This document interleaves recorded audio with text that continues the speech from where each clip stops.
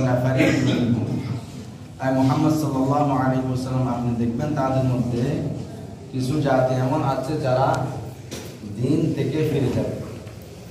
কেউ তো পরিপূর্ণ পালন করবে, আবার কেউ কেউ ফিরে যাবে। ওয়াহুম মুআরিদুন, এবং তারা ফিরে যাওয়ালা, এড়িয়ে চলনেওয়ালা। দিন ধর্ম এই সমস্ত বিষয়ে তারা এড়িয়ে চলে।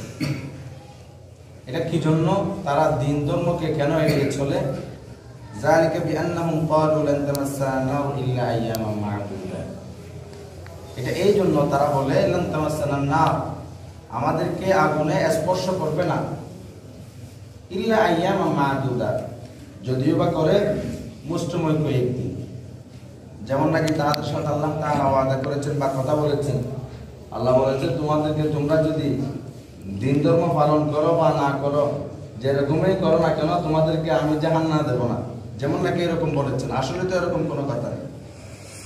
তারা বলে আমরা দিন ধর্ম এই জন্য পালন করি না কারণ আমাদেরকে আগুন স্পর্শ করবে না, আমরা জাহান্নামে যাব না, যদিও বা যায় মুষ্টময় কয়েকদিন, ইল্লা আইয়ামান মা'দুদাত, কয়েকদিনই জাহান্নামে যাব, এর থেকে বেশি দিন যাব না। ওয়াগাররাহুম ফি দীনিহিম মা কানু ইফতারুন, তাদেরকে তারা ধোঁকার মধ্যে ফেলা হয়েছে, তাদেরকে ধোঁকার মধ্যে ফেলা হয়েছে এই জন্য কারণ তারা মিথ্যা বানাউট এই সমস্ত কথাবার্তা বলে দিন সম্পর্কে। যেমন নাকি আল্লাহ তো কাউকে বলে নাই তোমরা যদি যেরকম মন চাও সেরকম করো, তারপরেও তোমাদেরকে আমি জাহান্নামে দেব না, এরকম কথা কাউকে বলে নাই। অথচ ইহুদিরা বলে আল্লাহ তাআলা আমাদেরকে, আমরা হলো আল্লাহ তাআলার সন্তান, নাউযুবিল্লাহ, এবং আল্লাহ তাআলার আহবাব, বন্ধু, আমাদেরকে আল্লাহ তাআলা জাহান্নামে দিবে না। ফাকাইফা ইযা জামা'নাহুম লিয়াউমিন লা রাইবা ফীহি ওয়া উফিয়াত কুল্লু নাফসিন মা কাসাবাত ওয়া হুম লা ইউযলামুন।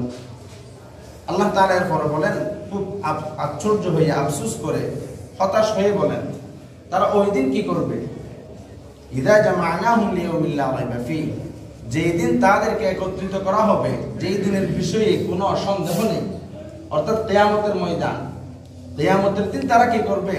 আজকে দুনিয়ার মধ্যে তারা যে বলতেছে আমরা যা মন চায় তা করবো, আমাদেরকে আল্লাহ তাআলা কোনো কিছুই করবে না, কোনো কিছু বলবে না, আমাদেরকে আযাব দিবে না, আমাদের মন যা চায় তা করবো, এরকম এক সম্প্রদায় আছে, আগে থেকেই ছিল।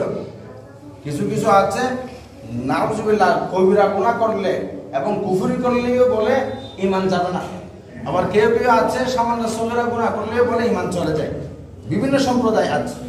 আল্লাহ তাআলা বলেন যারা এই সমস্ত কথাবার্তা বলে তারা কিয়ামতের ময়দানে কি করবে?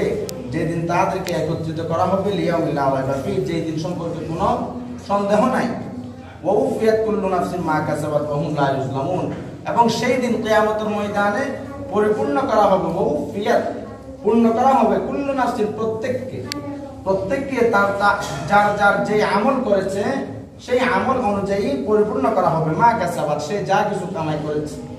যদি আযানের পর মসজিদে আসে, তাহলে মসজিদে আসার পর যদি নামাজ আদায় করে, তাহলে এই নামাজ সম্পর্কে, নামাজ পড়ার কারণে যে সওয়াব, সেই সওয়াব তাকে দেওয়া হবে।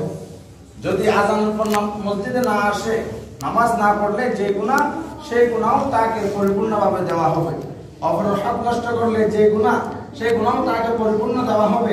এই সব বিষয়ে আল্লাহ তাআলা কিয়ামতের ময়দানে পরিপূর্ণ দিবে। ওয়া হুম লা ইউযলামুন, কাউকে আল্লাহ রাব্বুল আলামিন জুলুম করবে না, আল্লাহ তাআলা জুলুম করে না।